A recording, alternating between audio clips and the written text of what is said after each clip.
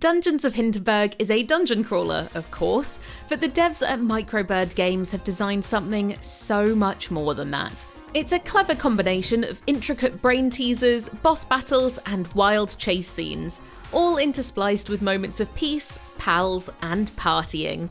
Echoing elements of games like Persona, Nier, and Ni no Kuni, Dungeons of Hinterberg puts its own unique twist on the RPG genre. There's a sprinkling of Bastion-style battle segments, Kingdom Hearts-level moral lessons, with nods to all the great puzzle games, and that's barely scratching the surface. The story follows Louisa, a burnt-out junior lawyer on a holiday escape to a remote alpine village. Here you'll get up to everything you'd expect from a mountain holiday, plus the only thing there is to do when the work grind gets too intense: we slay.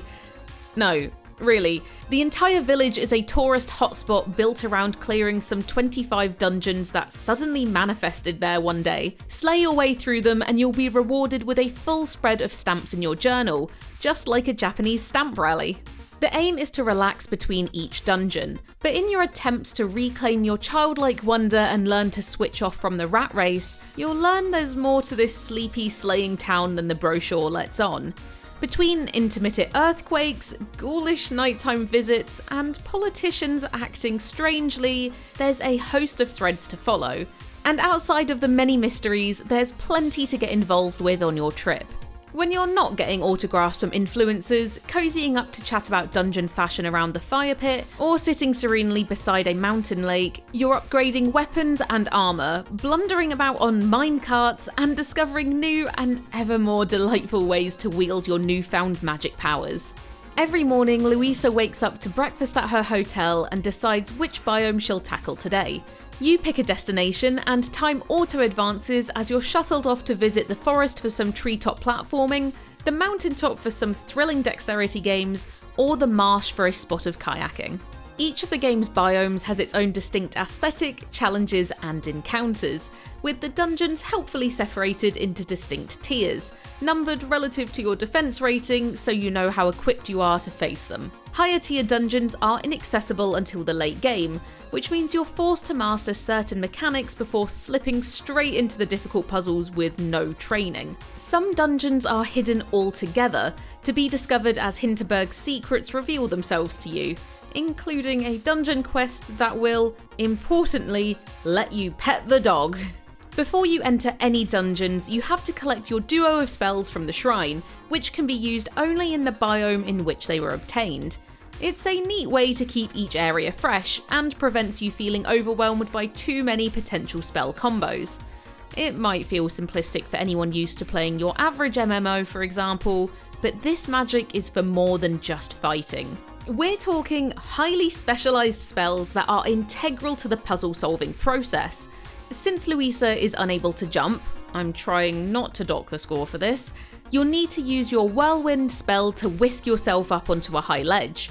There's a gelatinous cube spell that can both incapacitate enemies and push open a portcullis. And I have to say, there's something pretty rad about lightning boarding across a snow-capped mountaintop into a great coliseum to challenge the Kobold King and his minions. Every one of Dungeons of Hinterberg's dungeons presents a new challenge, as you slay your way across the biomes, taking on epic folkloric bosses. You'll be faced with a series of puzzles that steadily increase in difficulty. The game manages to drip feed you new ways to utilise your skills, so you're always prepared for what's to come. It all feels so supremely well paced as it builds up into an epic crescendo that lets you revel in your new level of magic mastery. And while some of the puzzles do drag, they never feel stale. No two layouts are the same, and everything is clearly telegraphed with distinct iconography and colour coding, so you don't end up backtracking.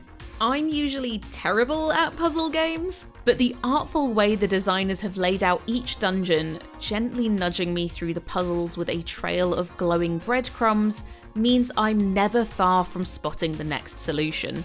This approach has the potential to feel a little hand-holdy, but whether it's fast-paced dexterity puzzles, Monument Valley-style rotating architectural mazes, Simon Says-like memory games, or pipe connect puzzles, I guarantee there is something here to challenge even the most elite puzzle game enthusiasts.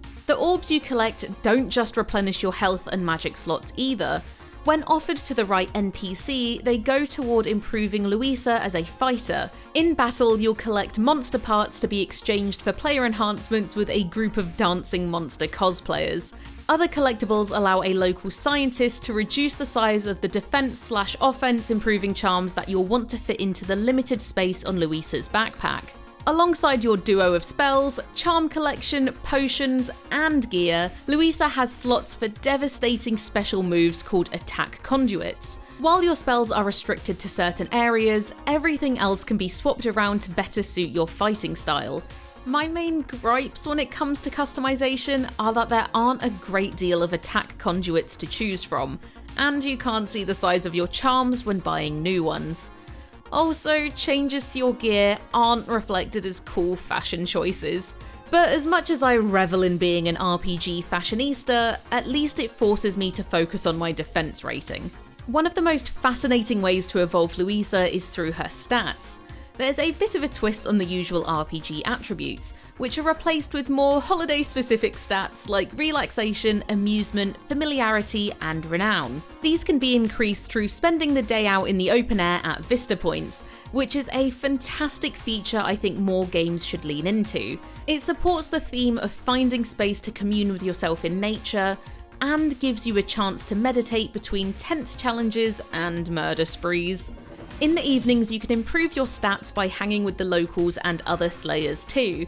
You'll find a strategy will start to form around who best to spend your time with depending on which score needs improving. Each NPC provides different perks depending on your friendship level.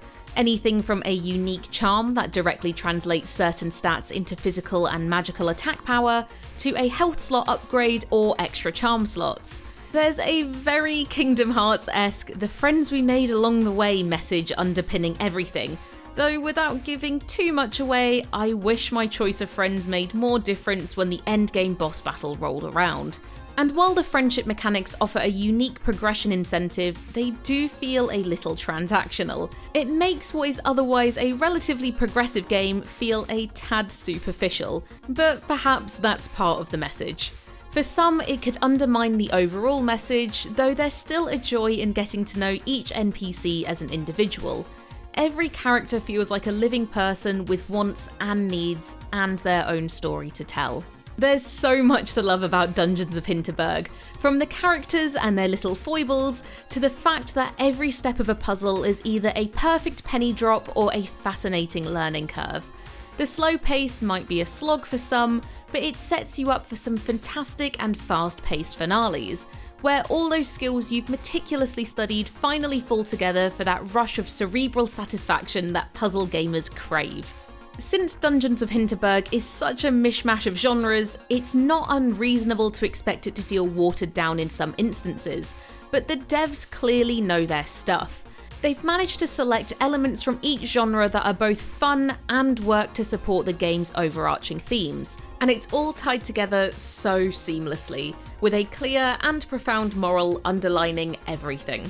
While some puzzle games can feel a little too on rails, Dungeons of Hinterberg gives you enough freedom to follow whichever sub-narratives take your fancy, adopt a preferred fighting style, and choose which order to tackle puzzles. And with the ability to slow down for a moment of tranquility at any point, it really does feel like a holiday. Except you also kill stuff. Dungeons of Hinterberg is subtle in its humour. It doesn't punch down or try too hard to be cool. It lets the suave application of mechanics do the talking. Despite the relationship reward mechanic feeling a little materialistic, it delivers a heavy message masterfully, and with heaps of style. We're giving Dungeons of Hinterberg 4.5 stars out of 5.